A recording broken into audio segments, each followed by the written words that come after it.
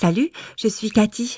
J'ai hâte de partager avec toi une histoire qui m'a d'abord effrayée, mais qui a ensuite chamboulé tout mon monde. Mes parents ont toujours été fiers que je sois une élève modèle dès ma première année d'école, et je l'ai toujours été depuis. Les professeurs m'ont toujours appréciée, et les élèves me respectaient, pour la plupart. Pourquoi pour la plupart? Eh bien parce qu'il y avait ce petit groupe d'entre eux qui étaient en fait intimidés par mon étrange sens de l'humour, ou peut-être par mes commentaires sarcastiques. Tu vois, même si on m'a toujours considérée comme une élève exemplaire, j'ai toujours aimé faire des bêtises et des remarques un peu moqueuses. En général, tout le monde en rigolait, mais il y avait cette fille qui réagissait bizarrement à mes commentaires, ce qui me donnait encore plus envie de se moquer d'elle. Je ne pouvais pas m'en empêcher. Elle s'appelait Zoé Collins. C'était une grande rousse au dos voûté avec un horrible appareil dentaire, et je la détestais vraiment. Je ne pouvais pas passer à côté d'elle sans faire un méchant commentaire à son sujet. Et à chaque fois elle s'enfuyait en pleurant. Bon sang! Un jour, le principal m'a appelé dans son bureau. J'avais peur. Je savais que ça avait quelque chose à voir avec mon comportement. Mais quoi exactement? Je suis restée assise et je n'ai même pas osé regarder M. Derrickson dans les yeux.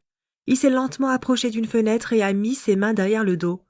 C'était une torture silencieuse parce que je mourais d'envie de savoir pourquoi j'étais convoquée là. Et il ne disait pas un mot. Finalement, M. Derrickson s'est retourné. Il a dit que les parents de Zoé avaient beaucoup contribué à l'école, qu'il s'agisse d'un nouveau piano pour notre cours de musique ou d'équipements pour le laboratoire de chimie. Mais maintenant, ils voulaient transférer leur fille dans une autre école à cause des humiliations et des moqueries incessantes dont elle était victime. Pour être honnête, j'étais contente à l'idée de ne plus revoir Zoé. Mais M. Derrickson a ajouté que dès que les parents de Zoé auraient déposé des documents pour son transfert, j'allais être renvoyée de l'école. Mon cœur s'est mis à battre à toute allure. Je ne pouvais pas croire ce que M. Derrickson venait de dire. Quoi?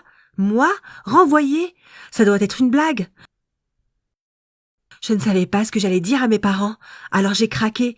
Bien sûr, je savais que tout ça, c'était de ma faute, et j'avais déjà été avertie plus tôt qu'il y aurait des conséquences, ok? Mais pas un renvoi. Puis M. Derrickson m'a dit que j'avais encore une chance, parce qu'il ne pouvait pas laisser tomber des gens honnêtes juste comme ça. J'ai essuyé mes larmes et écouté attentivement. Il a dit que lorsqu'il avait parlé avec les parents de Zoé plus tôt dans la journée, il leur avait demandé de donner une dernière chance à notre école et ils avaient accepté. Ils avaient donné une semaine à M. Derrickson et si rien ne changeait, il transférerait Zoé. Donc ta mission est de protéger Zoé et de l'aider à se sentir à l'aise dans cette école, dit M. Derrickson. Pas question, j'ai paniqué. Comment j'allais pouvoir protéger quelqu'un que je détestais autant? Il a dit que soit je le faisais, soit je quittais l'école. En retournant à la salle de classe, je me suis arrêtée aux toilettes pour sécher mes larmes et arranger mes yeux gonflés. En me lavant le visage, je me suis dit « De tous les élèves, pourquoi moi ?» Et puis j'ai réalisé pourquoi. Tout le monde dans la classe me respecte et personne ne veut se confronter à moi. Ce qui veut dire que j'ai le pouvoir de changer la situation dans laquelle Zoé se trouve. Quand je suis retournée en classe, la prof de mathématiques nous a dit de nous diviser en groupes de 4. Ce que Madame Dillingham faisait habituellement quand elle voulait nous donner des problèmes plus difficiles et nous demander de collaborer pour les résoudre.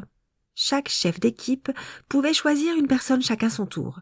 En général, les chefs d'équipe choisissent des élèves intelligents et populaires au début, et les autres attendent. Même les élèves intelligents mais impopulaires, comme Zoé, attendent que quelqu'un les choisisse enfin pour simplement compléter le groupe. Ça devait être frustrant. Je me suis tout de suite souvenu que Zoé était douée en maths, et en une seconde, mon plan était prêt. J'étais l'un des chefs d'équipe et j'ai appelé Zoé au premier tour. Mes amis n'y croyaient pas, personne n'y croyait. Zoé m'a juste regardé fixement, le regard effrayé. Elle m'énervait toujours autant, mais j'ai fait de mon mieux pour avoir l'air aussi accueillante et non menaçante que possible. Avec la grâce d'une girafe, Zoé s'est levée, a traversé la classe avec hésitation et s'est assise à côté de moi.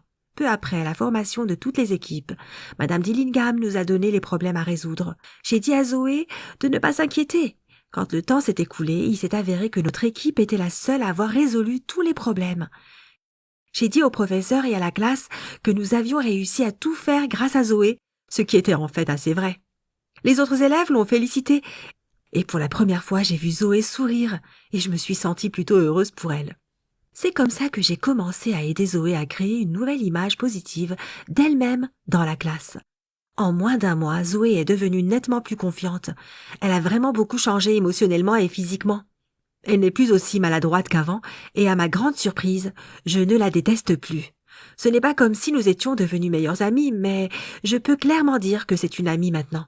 Et je regrette de lui avoir fait toutes ces méchancetés. Je me demande comment j'ai pu être aussi cruelle avec une personne aussi gentille et intelligente que Zoé. Bref, je ferai tout ce que je peux pour me faire pardonner. Et au fait, les parents de Zoé ont changé d'avis à propos de son transfert dans une autre école, ce qui veut dire qu'il n'y a rien dont je doive avoir peur. En réalité, je n'étais plus si sûre que cette histoire de renvoi de M. Derrickson soit vraie. Et je ne sais même pas si les parents de Zoé allaient vraiment la changer d'école. C'était peut-être une ruse du principal, qui sait. Bref, je ne regrette rien parce que j'ai réalisé à quel point j'avais tort à propos de Zoé. Si toi aussi tu regrettes quelque chose que tu as fait dans le passé, tu peux partager ton histoire dans les commentaires ci-dessous. Clique sur j'aime si mon histoire t'a plu et abonne-toi à cette chaîne si tu veux en avoir d'autres très vite. Merci de m'avoir écouté.